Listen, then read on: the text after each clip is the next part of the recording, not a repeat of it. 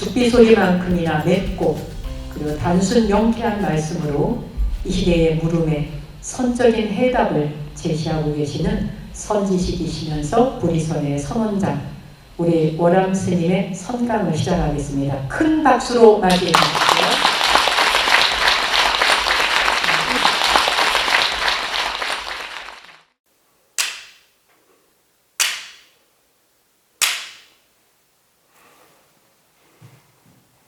이번 5회 선에서는 선강을 나홍 해근 선사의 선사상과 그 연불권에 대해서 강의를 하기로 그렇게 되었습니다.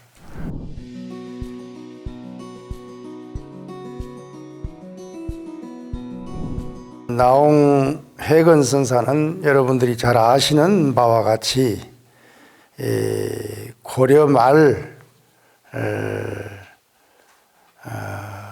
14세기를 살다 가신 선지식입니다. 이미 여러분들께서 이미 나홍 스님에 대해서 많이 알고 계시지만은 이번 선강을 통해서 좀 중요한 나홍 스님의 사상에 대해서 좀 체계적으로 공부를 하는 그런 계기가 되었으면 좋겠습니다. 나홍 스님은 고려 말에 보통 3대사라 그러죠. 세 분 큰 스승이 계셨는데 우리가 잘 알고 있는 태고 보우 선사와 나홍 해근 선사와 백운 경한 선사가 고려 말에 3대사라고 그렇게 말씀드릴 수가 있죠. 세 분 다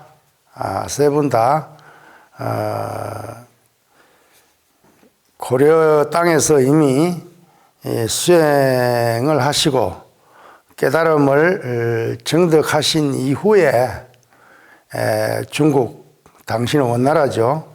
원나라로 건너가서 원나라의 임재종 계통의 선사로부터 인가를 받고 돌아와서 고려 말에 기울어져 가는 고려 불교를 다시 중흥하고자 하는 그런 불사를 도모한 그런 경력들이 있는 분들입니다.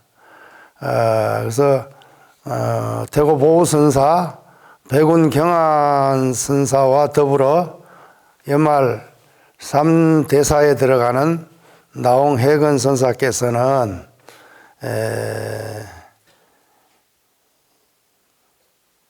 경상북도 영덕, 지금 영덕이죠. 영덕에 있는 영해에서 출생을 하셨죠.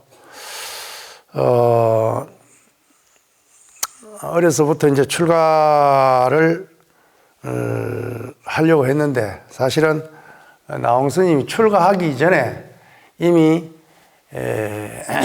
인도의 왕자 출신이면서 인도의 108조사에 해당되는 지공화상께서 중국 원나라에 계시다가 고려로 건너옵니다. 고려로 건너와 가지고 금강산의 법기보살을 참배하고 남방으로 내려와서 통도사를 참배하고 이렇게 전국을 유력하는 그런 과정에서 이 지공화상으로부터 무생계를 받죠. 출가하기 전에 무생계를 받습니다. 이 무생계는 지공선사가 중국과 중국과 우리나라에 와서 선적인 입장에서 계를 설한 그 내용이 무생계입니다. 읍설무자 날생자를 써서 무생계라 그러는데 이것은 역사적으로 굉장히 의의가 있죠. 중국 선종에서는 육조 해능 스님께서 단경에서 무상계를 설하죠, 그죠?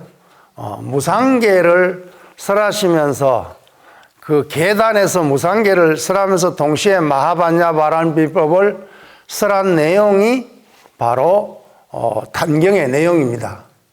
그러니까 단경이라고 할 때 그 단자가 계단이라는 수계를 하는 계단이라는 단자가 돼서 이제 그 해능 스님의 어록을 갖다가 단경이라고 이렇게 이름을 붙였죠. 그래서 이 단경의 주된 어떤 바탕이 무상계입니다. 무상계인데 이렇게 이제 중국의 선종에서 무상계가 중요하게 설해졌다고 한다면 우리나라에서는 거기에 버금가는 무생계가 고려 말로부터 크게 흥행했다는 것을 알 수 있습니다. 그래서 중국 선종의 무상계와 우리 한국 선종, 선불교의 무상계는 선을 수행하는 사람에 있어서는 대단히 중요한 그러한 어떤 가르침이라고 그렇게 우리가 자리매김할 수가 있겠습니다. 근데 이제 십수년 전에 해인사 그 부처님 복장에서 무생계 개첩이 발견됐죠. 그래서 해인사서도 한때 이제 무생계를 설하고 이렇게 한 전력이 있습니다만은 어쨌든 한국 선불교에서의 어떤 무생계 속에는 대단한 역사적인 의의가 있다. 이런 입장에서 지공화상이 고려에 건너와 가지고 나홍 해건선사가 출가하기도 전에 어린 나이에 무생계를 수계하는 그 개첩이 지금도 전해 내려와 있습니다. 그 무생계를 받았고 드디어 이제 문경에 있는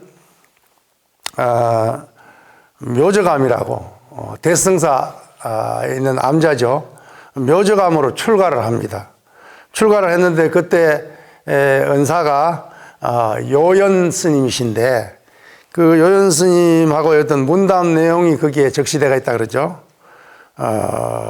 너는 왜 머리를 깎고자 하는가? 왜 출가를 하려고 하느냐?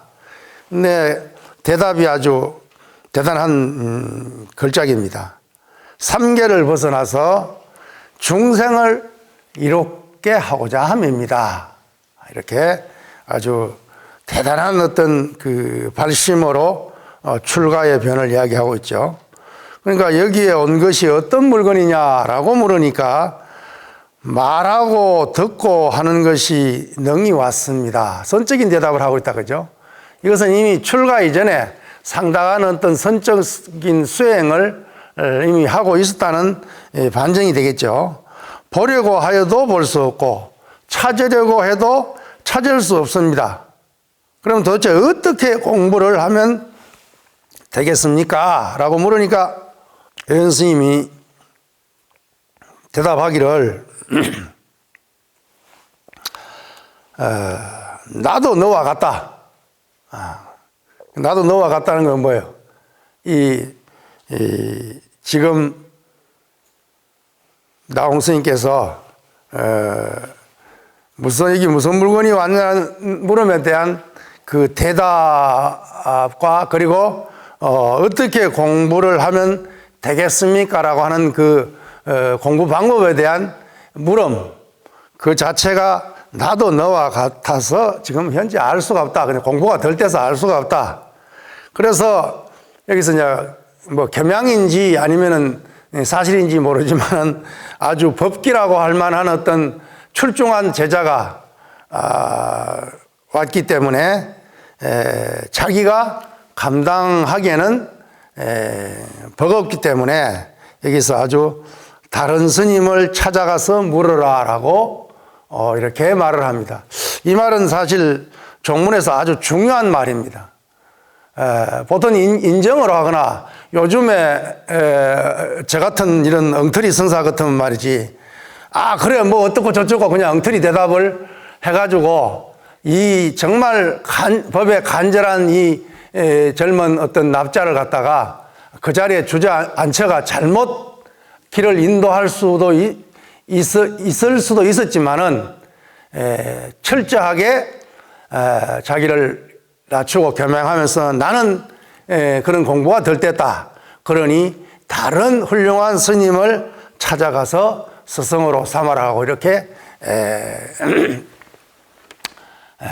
흔쾌히 지도를 합니다. 이 지도는 요즘의 어떤 스승과 제자의 어떤 관계에 봤을 때 대단히 중요한 겁니다. 뭐 저를 포함해서 은사 스승 되는 사람이 그저 상자나 제자를 불에 물 생각만 하고 어떤 뭐랄까요 깨달음으로 인도하는 그런 입장에 있어 가지고 굉장히 어떤 부족한 그런 감이 있지 않는가. 우리 시대 이전만 하더라도 은사 스님은 제자를 상자를 갖다가 잘 어느 정도 기본을 갖추게 하고 난 뒤에는 눈 밝은 스승에게로 바톤을 터치합니다. 넘깁니다. 가서 열심히 수도를 수행을 해서 부디 눈을 밝혀서 정법안장을 있기를 간절히 당부하면서 은사로서의 역할을 난 다 했다. 그러니 눈이 밝아져 가지고 정말 그 눈 밝은 법사를 찾아서 기필코 건당을 하도록끔 하는 그런데 아주 종문의 어떤 생명력이라고 할까요? 그런 어떤 전통이 있었음에도 불구하고 요즘에 어떤 뭘 모르겠습니다. 저의 어떤 이 들뜬 눈으로 봐서 그런지는 모르겠지만은 뭐 상자를 너무 아껴서 그런지 모르겠지만 그저 은사 그때 붙잡아 놓으려고 하는, 그래서 뭐 이제 옛날하고 어떤 뭐 건당이란 모습이 옛날하고는 많이 달라졌지만은 그러한 면에 있어 가지고 선뜻 눈 밝은 스승으로 법사를 정해 건당해 나가는 것을 예전처럼 그렇게 당연한 것으로서 어떤 권하지 않고 뭔가 좀 자기 곁에 은사 곁에 물도록 하려고 하는 그런 어떤 풍토에 있어서는 옛날 이 나홍 스님과 그 은사되는 요연 스님의 어떤 그런 일례에서 보더라도 대단한 어떤 그런, 만약 이때 요연 스님이 좀 미진하지만은 자기 밑에서 공부를 하기를 바라고 또 거기에서 머물기를 바랐다고 한다면 이 위대한 나홍해건이라고 하는 위대한 어떤 선지식이 탄생할 수 있었겠나라고 하는 것도 우리가 한번 상정해 볼 수 있는 문제죠. 그런 문제에 있어 가지고는 이 요연 스님의, 이 은사 스님의 아주 결단을 우리는 높이 평가할 수 있다, 이렇게 말할 수 있겠죠. 그래서 이제 요연 스님의 문화를 떠나가지고 행각을 했는데, 이제 양주에 있는 회암사로 가죠. 회암사는 그때 당시에는 고려에서는 가장 큰 절이라고 할 수 있죠. 회암사로 가서 이제 거기서 장자불어를 하면서 열심히 수행을 하게 되었는데, 그때 마침 일본에서 온 스님이 있었는데, 그 스님이 서공 스님이라는 분이 계셨는데, 그분이 이제 대중들을 모아놓고 이제 묻죠. 대중은 선상을 탁 치면서 대중은 이 소리를 듣는가라고 말을 하니까 대중이 아무 대답이 없죠. 그때 나홍 선사가 자기의 공부 경계를 이야기합니다. 선불장 가운데 앉아서 성성역력하게 보아라.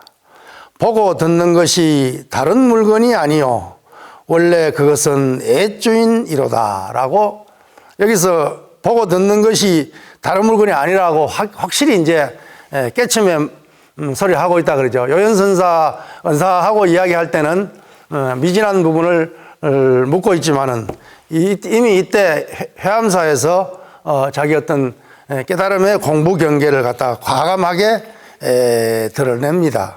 그래서 드디어 1347년에 원나라로 건너갑니다.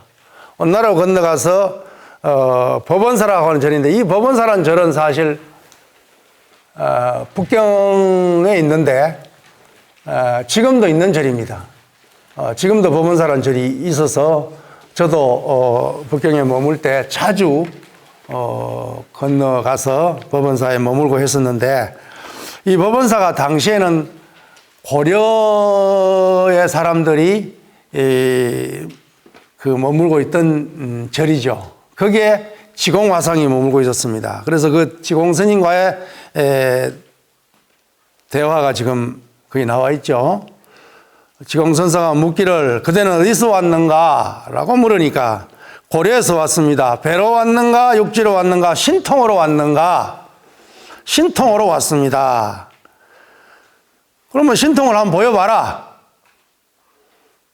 나홍선사가 차수하고 가까이 가서 썼단 말이에요. 이거보다 더한 큰 신통이 없죠. 그렇죠? 보고 듣고 느끼고 알아차리는 이보다 큰 신통은 사실 없습니다. 근데 우리는 신통 그러면 하늘 날아다니고 뭐 그냥 천리만리를 보고 뭐 이렇게 생각을 합니다. 저 중국의 방거사가 나무하고 빨래하는 그 자체가, 물 깃는 그 자체가 신통이라고 말한 것과 같은 괴를 하고 있죠. 그래서 사실 우리는 뭐 깨달으면 무한한 신통이 있고 뭐 이렇게 거창하게 생각합니다만은, 선에서 말하는 신통은 일상생활사가 그대로 신통하는 것이 없다. 그러니까 일상생활사가 그대로 신통이라고 한다면 뭐예요? 볼 줄 알고 들을 줄 알고 느낄 줄 알고 알아차릴 줄 아는 이것이 바로 부처요, 이것이 바로 본래 면목이다. 이렇게 말하는 선의 사상과 맞닿아 있는 것입니다. 이렇게 해서 이제 나홍선사로 지공선사로부터 법을 인가받습니다. 지공선사는 사실 그때 당시에 지위가 우리 달마선으로 표출되는 동토의 인도의 28조 또 중국의 6조에 이르는 어떤 그런 법맥하고 또 다른 법맥이 있습니다. 그 다른 법맥을 통해서 지공선사는 자신이 서천의 108대 조사라고 그렇게 자신을 명명을 하죠. 그래서 108대 조사이면서 또 석가성시가 석가족입니다. 석가족이고, 그리고 스리랑카를 건너가 가지고 보명화상으로부터 선의 인가를 받습니다. 그래서 결국 뭐예요? 이분이 우리나라나 고려국이나 원나라에서는 부처님 대접을 받던 분입니다. 거의 활불, 생불의 대접을 받던 분이죠. 더군다나 성씨가 또 석가족이고, 또 달마대사처럼 또 왕자 출신이고, 그리고 108대 조사에 해당되고, 또 스리랑카 보명선사에게 인가받을 때도 그 대담을 보면은 우리 조사선하고의 하나도 어떤 그 차이가 없는 그러한 어떤 선문답을 통해서 보명선사로부터 인가받는 이러한 대단한 어떤 그 위치에 있던 지공화상인데, 이 지공화상을 고려에도 이제 소문이 많이 있었으니까 원나라에 건너가 가지고 연경이 이제 지금 북경이죠. 연경에서 법원사를 찾아가 가지고 이제 만나서 선문답을 하고, 이미 뭐 거기서 선을 지도받고 이런 것이 아니라 그래서 고려에서 이미 깨침을 성취하고 왔기 때문에 선문답을 통해서 바로 그냥 인가를 받습니다. 인가를 받아가지고 서천 108대 조사로 보면은 109대 조사가 되겠죠. 나홍선사가. 그러게 이제 인가를 받는 그런 어떤 그 뒤에 나오는 개성들은 전부 다 한결같이 나홍선사와 어떤 주고받은 그런 어떤 대화에서 나오는 개성들이죠. 그러면 3쪽에서 세 번째 단락에 보면은 그야말로 또 나홍선사가 지공선사에게 바치는 그 개성이 아주 멋있는 개성이 또 한 수가 나옵니다. 미혹하면은 산이나 강이 경계가 되고, 그러니까 눈앞에 있는 모든 것이 다 미혹하면은 눈앞에 있는 모든 것이 경계가 된단 말이에요. 경계가 되지만은 깨닫고 보면은, 깨치고 보면은 온 세계가 온전히 내 몸이다. 그러니까 보통 사람들은 이렇게 생각합니다. 여기 세계가 있고, 세계가 있는데 내가 사람이 어디서 와서 태어나서 살다가 죽어서 간다, 이렇게 생각합니다. 이렇게 생사를 보고 있는데, 사실은 선이 아니더라도 화엄에서만 보더라도 결국은 일체유심자라는 입장에 보더라도 이 세계가 됐든 나 자신의 이 몸뚱아리가 됐든 간에 이것은 바로 일심의 드러남이죠. 그래서 원각경에서는 한자로 안 쓰고 그냥 한글로 쓰겠습니다. 자, 그냥 원각경에 나오는 말이니까 한번 따라해 봅시다. 무변허공, 각소현발. 이것은 아주 정문에서 아주 중요한 말로서 회자되던 말입니다. 여기다가 무변허공예로 하고 무변허공이라고 해버리면 이제 말뜻이 많이 달라져 버리죠. 그런데 이제 고려시대, 조선시대 이 말 가지고 아주 굉장히 어떤 시비가 분분했던 말인데, 무변허공이 각은 깨달음이 되겠지, 그죠? 깨달을 각자니까 각소현발이다. 현발이란 것은 나타날 현자의 필발자니까 드러난다 이 말이겠죠. 드러난다 그래도 되고, 지어진다 그래도 되고, 만들어진다라고 말하고, 이제 이렇게 현발을 말할 수 있겠죠. 그러니까 무변허공이라, 이 광대무변한 이 허공조차도, 이 허공이, 그 말이죠. 허공이 깨달음으로부터 나왔다 이 말입니다. 쉽게 말하면. 그러니까 삼천대천 세계가, 내가 살고 있는 이 세계 자체가 끊임없이 나에게 경계로 다가오고 있는 이 세계, 이 경계 자체가, 18경계 자체가 어디로부터 나오느냐? 깨달음, 일심의 깨달음으로부터 나왔다. 드러났다. 이렇게 봅니다. 그러면은 우리가 이 세계가 있고 거기에 내가 태어났다가 살다가 죽어간다라고 하는 이런 생각을 한다면 이거는 불교의 가르침과는 영 맞지 않는 그런 어떤 사유체계가 되겠죠.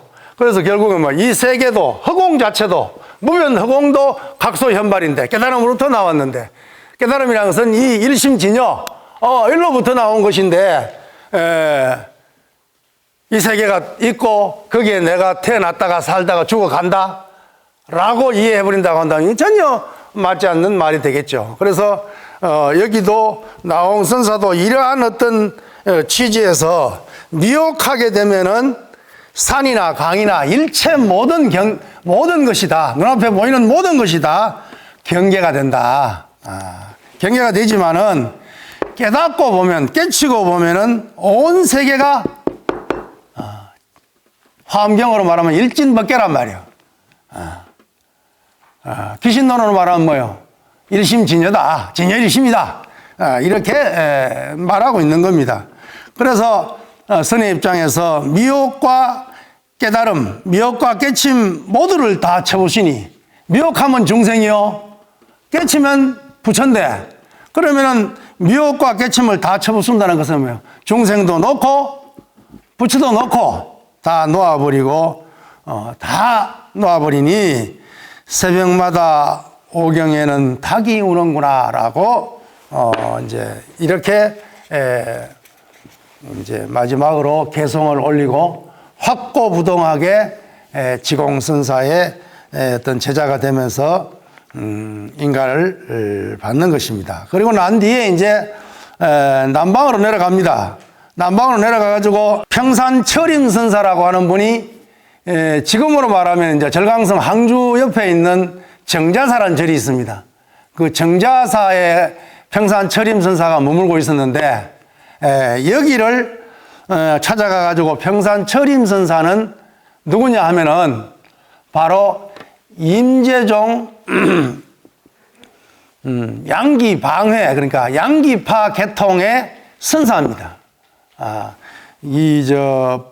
평산철임 선사와 서곡천공 선사라는 분이 그 당대 원나라에서 가장 뛰어난 어떤 선사인데, 이 서곡천공 선사에는 우리나라 태고보우 선사와 백운경한 선사가 법을 인가받고 오고, 평산철임 선사에게는 나홍 선사가 법을 인가받고 옵니다. 근데 이 두 분 다가 그 족보를 따져 올라가면은 임재종 양기파 계통의 선사들이죠. 그러니까 결국 뭐예요?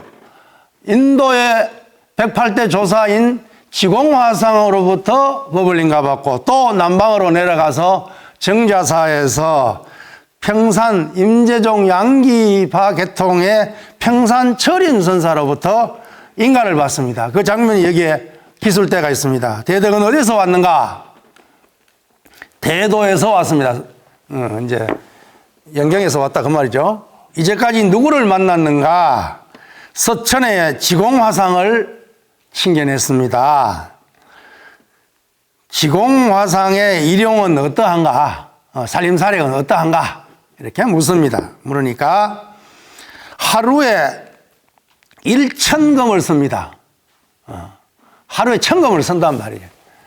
이렇게 대답을 하니까 지공의 1,000금은 그만두고 그대의 1금 하나의 금을 가져오너라 라고 이렇게 말을 하니까 나홍 선사께서 옆에 있던 좌구를 들어서 평산선사를 후려쳐버립니다. 임재가풍은 좀 뭐랄까요, 좀 날카롭다, 그죠? 요즘 말하면 좀 뭐랄까요, 좀 굉장히 무력적이다, 그러죠? 기봉이 아주 날카롭습니다. 그래서 누구를 배웠느냐? 그러니까 지공화상을 배웠다. 그럼 지공화상의 일용이 어떠한가? 살림살이가 어떤가 하니까, 지공스님은 하루에 1,000금을 씁니다. 1,000금을 휘두릅니다. 그 말이에요. 1,000금을 휘둘러서 그냥 중생들의 번뇌 망념을 다 그냥 싹 쓸어버립니다. 라고 말을 하니까, 그러니까 너의 이야기 하지 말고 지공스님 이야기 하지만 네 일금을, 지공스님 1,000금 이야기해서 뭐 하겠냐? 네 자신의 일금을 내보여봐라. 이렇게 하니까 좌복을 들어가서 평산 스님을 후리쳐버립니다. 쳐버리니까 노장이 그냥 쓰러져 버리죠. 쓰러지면서 했는 말이 뭡니까? 이 도적놈이 사람을 죽인다 하고 이제 그렇게 이제 말을 하니까 나홍 스님께서 저의 일검은, 저의 칼은 그마죠. 사람을 죽이기도 하고 살리기도 합니다 하면서 쓰러진 스승을 갖다가 다시 뭐예요? 부축해서 일으킵니다. 이것이 그 유명한 뭐예요? 살인금 활인도란 말 들어봤죠? 살인금 활인도에 죽이기도 하고 살리기도 한다. 뭐예요? 중생은 죽여야 되겠죠. 부처는 살려내야 되겠죠. 그렇죠? 번뇌 망령은 죽여야 되겠죠. 진여 불성은 살려내야 되겠죠. 그래서 저의 칼은 사람을 죽이기도 하고 살리기도 합니다. 어서 일어나십시오 라고 부축합니다. 평산선사가 허허 크게 끌끌 웃으시면서 나홍 스님의 손을 잡고 방장으로 들어가서 이렇게 법을 인가하고 법의를 전수합니다. 가사를 전수하죠. 법위와 불자를 지금 그대에게 맡기노니 그대에게 붙여가노니 돌 가운데서 집어낸 티 없는 오길래라. 이미 깨달음을 인가하고 있다 그러죠.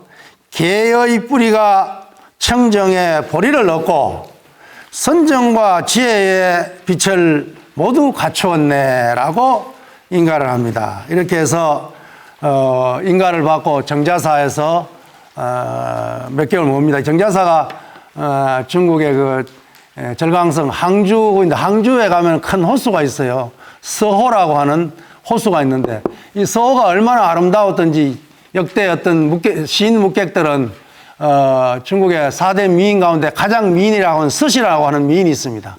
그 서시의 아름다운 만큼 아름답다 그래서 이 호수 이름을 서호라고 명명을 했죠.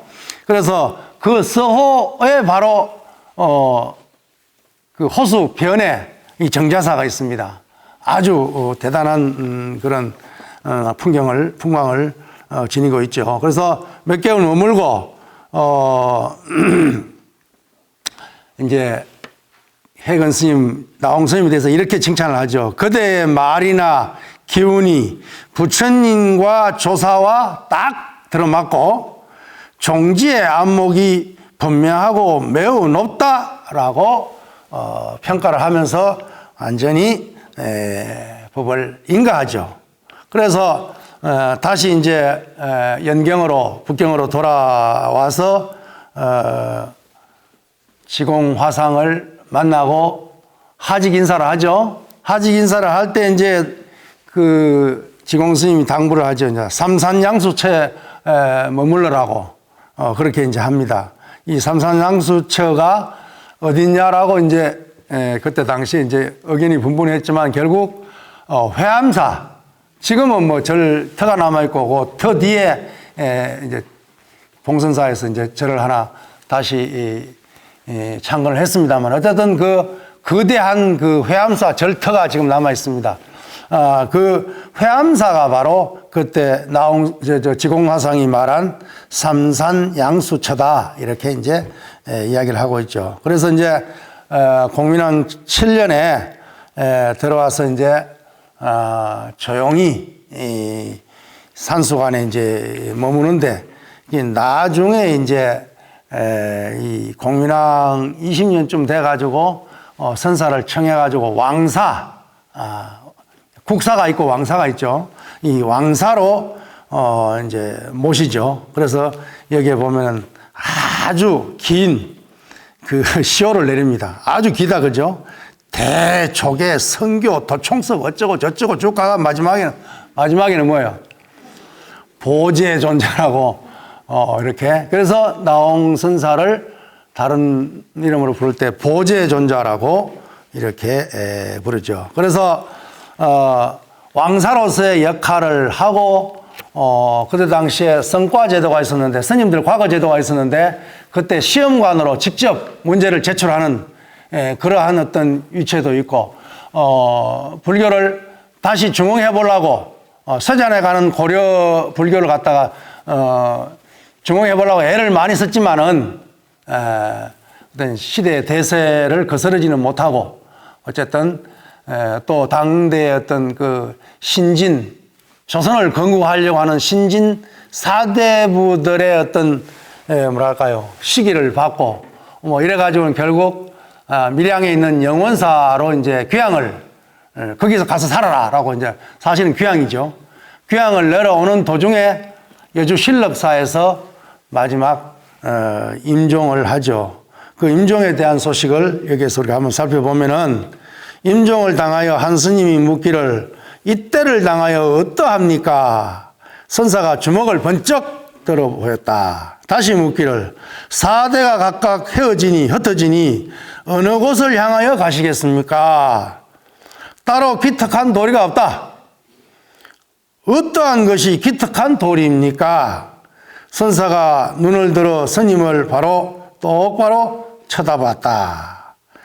내가 너와 만났을 때 무슨 기특한 것이 있느냐라고 평범하게 이야기를 하면서 대중을 불러 모아서 너희들은 제각기 공부를 잘 지어가라. 노성은 오늘 너희들을 위하여 열반불사를 지어 마치겠노라. 열반불사라고 말을 합니다. 출가자가, 수행자가 하는 모든 일은 다 불사 아님이 없습니다. 심지어는 화를 내더라도 이 화가 업으로서, 업력으로서 화를 내는 것이 아니라 중생을 교화하기 위한 방편으로 내는 화기 때문에 이 화내는 것조차도 불사가 돼야 되는 것입니다. 그래서 돌아가시는 이 모양 자체도 열반불사라고 이름을 붙이고 있습니다. 그렇게 말을 하고는 조용히 원적에 드셨다. 세속의 나이는 57세요 범납은 37세며 시호는 성각선사이다 라고 하면서 마지막 임종계가 거기 소개되어 있죠. 78년 만에 고향으로 돌아가나니, 근데 여기는 78년으로 되어 있다 그러죠. 그런데 사실 이 나홍 스님의 어떤 그 뭐랄까요, 입적에 대한 거는 이렇게 불분명합니다. 어떤 데는 57세라 그러고 어떤 데는 여기 나와 있듯이 78년이라 그러고 그런데 사실은 57세가 더 어떤 정확하지 않느냐 뭐 이렇게 보는 학자들이 더 많습니다. 그러나 이제 임종계에서는 78년 만에 고향으로 돌아가나니 천지산하와 시방을 다하여 진진찰찰 모두 내가 지어낸 것이니, 이거 마찬가지로 그죠? 무변허공이 각소현발이다. 아마가 똑같습니다. 진진찰찰 모두가 내가 지어낸 것이니 두두물물이 본래 참 고향이로다 라고. 그러면 내가 머물고 있는 그 자리가 그대로 고향이다 이렇게 임종계를 읊고 있습니다. 그런데 여기서 우리가 이제 봤듯이 이미 뭐예요? 사법계통에서 두 가지는 우리가 이미 살펴봤다 그러죠. 하나는 뭐예요? 인도에서 온 지공화상으로부터 108대 조사인 지공화상으로부터 법을 인가받는 법계가 하나 있고, 하나는 방금 누굽니까? 누구에게 남방으로 내려가서 누구에게 법을 인가받았다 그랬어요? 평산철임 선사에게 벌 받은, 이건 임재종 계통이다 그죠? 임재종 계통에 이제 서천 108대 조사 지공 선현 선사로부터 나홍 해건 선사에게 법이 전수되는 사법 계통이 하나 있고, 하나는 임재 중간에 양기방에 서람 해랑 선사를 통하고 거밤종신 선사를 통하고 평산철임, 거밤종신 선사 밑에 아까 이야기했듯이 평산철임 선사와 서곡천공 선사가 다 사형사제가 이제 나란히 있는데, 서곡천공으로부터 태고보우 백운경한 선사가 인가받고 평산철임 선사로부터 나홍 해건 선사가 벌받아 임재계통의 법을 이제 전수를 받죠. 그리고 또 하나 정의당 집서에 보면은